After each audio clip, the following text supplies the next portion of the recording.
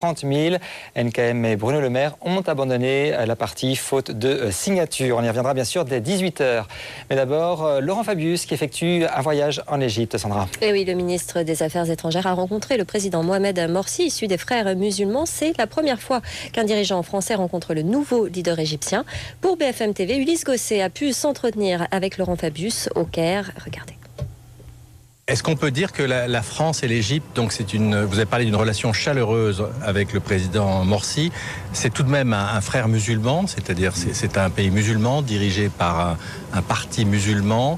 Est-ce qu'on peut dire que la France appuie l'Égypte dans cette transition, mais en affichant aussi une véritable vigilance compte tenu de tout ce qui s'est passé dans le monde musulman ces derniers jours ?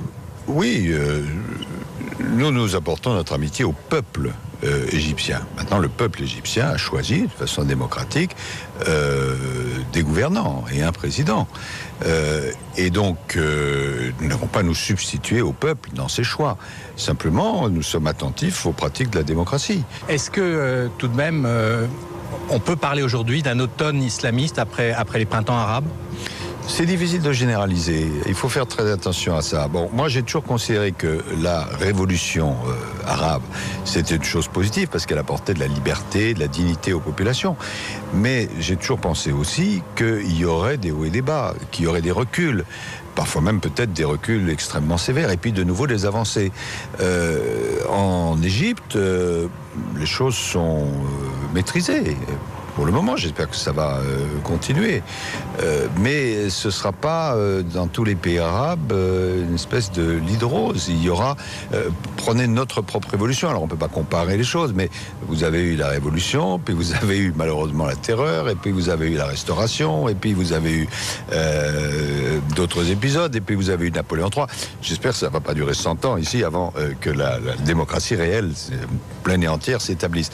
Mais il y aura des hauts et des bas. Et nous, notre rôle en tant que démocratie française, c'est d'apporter une amitié concrète. J'ai dit, ça c'est du concret, que pour construire la troisième phase du métro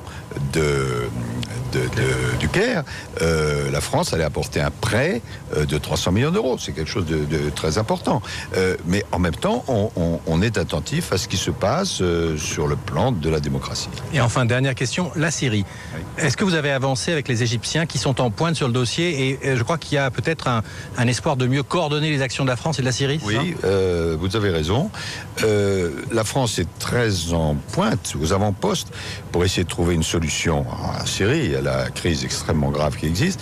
L'Égypte a pris une initiative, en particulier de réunir ce qu'elle appelle un quatuor entre l'Égypte, la Turquie, l'Iran et l'Arabie Saoudite. Bon, l'Arabie Saoudite ne s'est pas jointe hier au processus, mais en tout cas, elle est théoriquement dans le processus.